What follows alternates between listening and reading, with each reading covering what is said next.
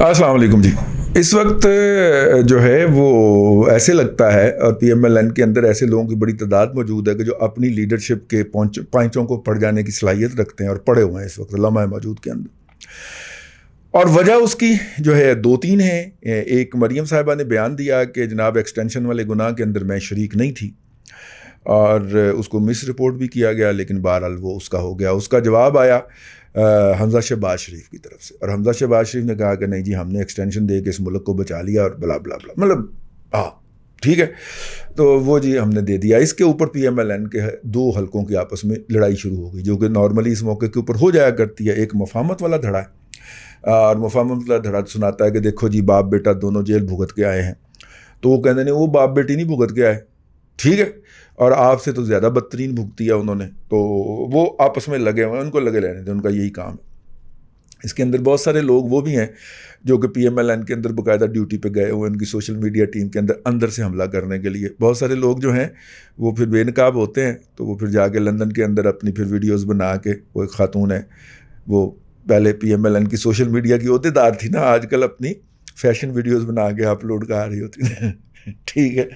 तो खैर, ये अपनी जगह के ऊपर एक हकीकत है, लेकिन असल में इसके ऊपर जो बात करना बनती है, मैं एक डिफरेंट पहलू से, डिफरेंट एस्पेक्ट से इस पे बात करना चाह रहा हूँ। हमारे एक दोस्त हैं, डॉक्टर हैं, रोज़ाना 40-50 पेशेंट देखते हैं, और तकरीबन उनके पास उनकी जो फ़ीस का ब्रैकेट है या जो लेवल है, उनके पास कदरे खुशहाल लोग ही आते हैं मुआयना करवाने के लिए। खुशहाल से मुराद है मिडिल या अपर मिडिल क्लास के लोग। तो वो मुझे बता रहे थे कि मैं उनसे एक सर्वे करता रहता, और सर्वे के अंदर जो उनके पास जो उनकी टारगेट, अच्छा, फिर एक जगह पे वो एक उन्होंने अपने 2 दिन ऐसे भी रखे हुए हैं कि जिस दिन वो एक जगह पे जाके तो ऐसे मरीज़ भी देखते हैं जो उनकी फ़ीस अफोर्ड नहीं कर सकते, वो फ्री ऑफ कॉस्ट देखते हैं, और वहाँ पे वो बिल्कुल ज़कात डिज़र्विंग और वो लोग आते हैं उनके पास। तो वो भी वो जो उन्होंने अपने घंटे मखसूस किए हुए हैं हफ्ते के, कि मैंने इतने घंटे ऐसे पेशेंट को देखना है कि जो दे नहीं सकते, और बड़ी वो उस कम्युनिटी में जाते हैं, डाउन ट्रोडन कम्युनिटी के अंदर जाते हैं, और वहाँ पे जाके देखते हैं, तो उनसे भी वो इंटरेक्ट करते हैं। बेसिकली वो एक सियासत के गीक हैं, और वो उसके बारे में लोगों से हल्की फुल्की इसके वाले से भी बात करते रहते हैं। तो उन्होंने कहा कि 2-3 बातें कहीं, उनमें से एक तो ये था कि PTI का जो सपोर्टर था या वोटर था, उसके अंदर वो इंथुसियाज्म नहीं रह गया, उस तरह वो कूद के नहीं पड़ता जिस तरह के वो 2018 और 19 में पड़ता था। अब उसका भी कसबल निकल गए हैं, ठीक हो गया।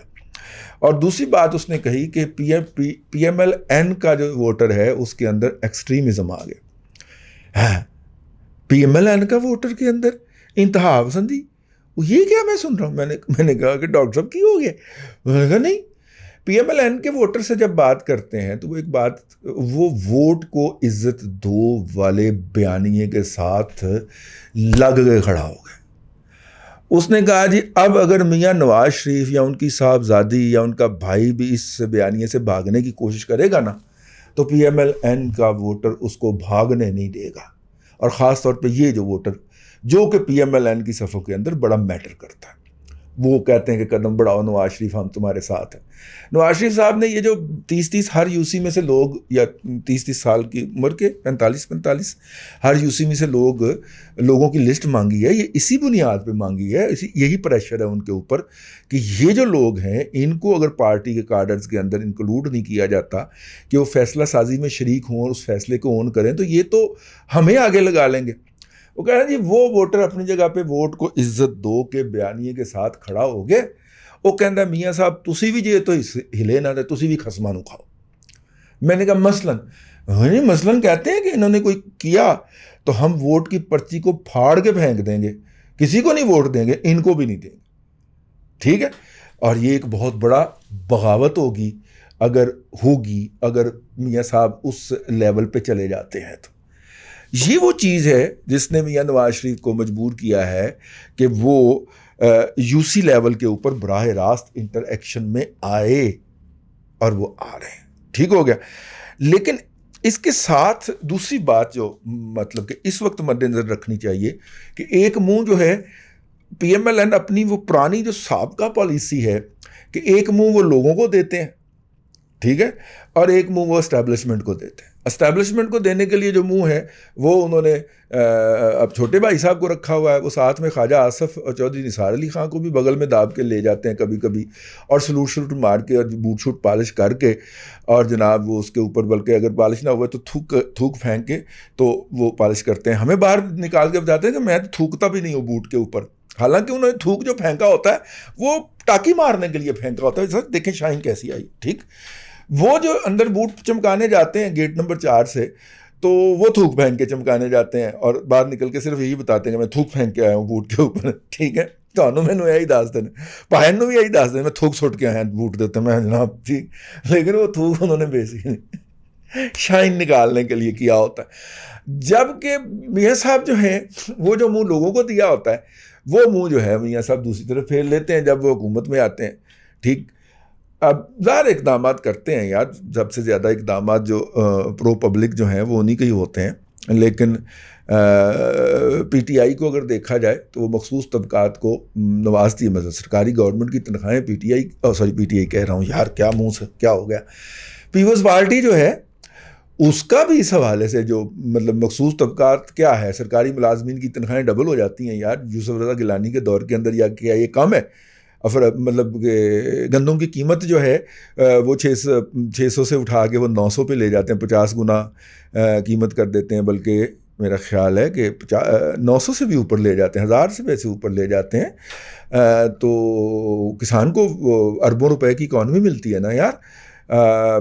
اس کے ظاہر جب گندم کا ریٹ بڑھے گا تو چاول کا بھی بڑھے گا، کپاس کا بھی بڑھے گا. ٹھیک، تو وہ اربوں روپے کی اکانومی کسان کو دے دیتے ہیں. تو یہ بھی ان کا ہے کنٹریبیوشن، اگرچہ فائنانشیل مینجمنٹ جو ہے وہ ان کو کوئی بحران شران بھی پڑ گئے، وہ جو تھا سب پرائم کا ایشو پڑ گیا. ٹھیک ہے، تو اس کی وجہ سے وہ ان کو سنبھلنے میں مشکل پیش آئی، اور بجلی لے دے کے بہہ گئی ان کو. تو اس کا مطلب یہ ہے کہ ادروائز انہوں نے پرو پیپل اقدامات کیے. اب میاں صاحب نے بھی پرو پیپل اقدامات کیے، اگرچہ وہ پیپلز پارٹی کے ساتھ ان کا کمپیریزن کیا جا سکتا ہے کہ انہوں نے یہ کیا تو انہوں نے یہ کیا، لیکن ادھر تو بالکل ہی لگا رہے گا نا. یہاں پہ تو 3 سال سے لوگوں کی سیلریاں فریز پڑی ہوئی ہیں. چلے پبلک سیکٹر کو تو گولی ماریں کہ سرکار کے پاس پیسے نہیں تھے، پرائیویٹ سیکٹر نے تنخواہیں 40% کام کر دی یار. ٹھیک ہے، اب ایک خبر ہوتی ہے کہ فلاں فیکٹری جو ہے یا فلاں مل جو ہے اس نے 2018 والی تنخواہ بحال کر دی، مبارک ہوئے. یہ خبر کی صورت میں آتی ہے یہ بات، اور کہیں ادروائز سیٹ پکا ہو گیا ہے. سیٹ کہندا وہ تنخواہ ہی اینی سی. ٹھیک ہے، اچھا سیٹ نے 50% سٹاف کو کرونا کے گارڈ کے اندر کہ آپ آئیں اور 50% نہ آئے، اور 50% کے اوپر وہ فیکٹری چلا کے کہنا لو سٹاف 50% اور فیکٹری چلتی 50% سے ویسے ہی اڑا دیا ہے. یہ برکتیں ہیں پی ٹی آئی کی. 17,000 ملازمین جس دور میں سنگل سٹروک آف پین حکومت کی فرمائش کے اوپر فارغ کر دے سپریم کورٹ. ٹھیک ہے، تو میرا مطلب ہے کہ وہ آپ اس کو کیا کہیں گے پھر یار. اینی ہاؤ حکومت کی فرمائش ہی تھی نا جی، حکومت اپلیکیشن لے کے گئی ہوئی تھی، تو ہم تو حکومت کی فرمائش ہی کہیں گے نا. خدا رہا کہیں وہ عمران شفقت کو جس طرح رگڑ رہے ہیں، میں نہیں کہ عدلیہ کے خلاف کوئی پھیلا رہا، میں تو ویسے بتا رہا ہوں کہ حکومت فرمائش لے کے گئی تھی سر ریٹن فارم کے اندر، تو اس کے اوپر سپریم کورٹ نے وہ بندے فارغ کر دیے. وہ بندے غلط اپوائنٹمنٹ تھے یا صحیح تھے، یہ اب بحث سمٹ جانی چاہیے. ان میں سے بیشتر لوگ ریٹائرمنٹ پہ پہنچ گئے تھے. اینی ہاؤ، یہ اگر ہم کمپیریزن کرنے کے اوپر آئیں تو شاید پیپلز پارٹی اور پی ایم ایل این نے کچھ نہ کچھ لوگوں کی بہتری کے لیے کام کیا ہو. ادھر تے بیڑے ہی غرق ہوئے پے نا. اور ان کو ٹارگٹ کیا دیے گئے ہیں ان کے کتوں کو کہ جناب یہ جا کے لوٹ گئے، کھو گئے، مر گئے. پی ایچ ڈی پروفیسر سے لے کے گلی کے چمونے تک ایک بکواس ہی، ایک بیانیہ ہوتا ہے سب کا. میں پچھلے دنوں اس طرح کے 4 لوگوں سے ملا ہوں اور بیٹھتی پنا کی مہنگائی کتوں ہے جی، مہنگائی کتوں، یونیورسٹی دا پروفیسر ہے، مہنگائی کتوں ہے جی. میں کھلو یا تینوں پھاڑ دا میں مہنگائی کیوں نہیں گی ماما، یونیورسٹی دے وچ پڑھانا ہے، 2 کنال دا مکان انجوائے کرن دے ہیں، تینوں کادی مہنگائی لگے. مہنگائی تے انہوں لگے جڑا جا کے دکان تو سودا خریددا ہے، روزانہ مزدوری لبدا ہے. ٹھیک ہے، ٹھنڈا ٹھار کیتا ہے. اخیر تے انہیں پھر جڑی حرکت کرنی ہوندی ہر یوتھیے نے کہ محفل ختم ہونے جب آپ اٹھ جائیں تو سیاستدانوں کو وہ گالیاں تسی کہو اس پہ زیان تاری کیوں ہو گیا؟ یہ ہذیان کیوں بکنا شروع ہو گیا؟ اتنی دیر میں آپ کی گاڑی پاس آ جاتی، گاڑی میں بیٹھ کے آپ گھر روانہ ہو جاتے ہیں. یہ ایک ٹپیکل یوتھیے کی نشانی ہے، ٹھیک ہے، بلکہ اس کی نشانی ہے جس کی یوتھیوں کے بھی باپ کے ساتھ تار ملی ہوتی ہے. یہ اس کا رویہ ہے. اور یہ میں نے ایک دفعہ نہیں دیکھا، میں نے اس پہ الگ ایک ویلاگ کیا ہے ویسے، بائی دا وے آپ اس کو انجوائے کیجیے گا.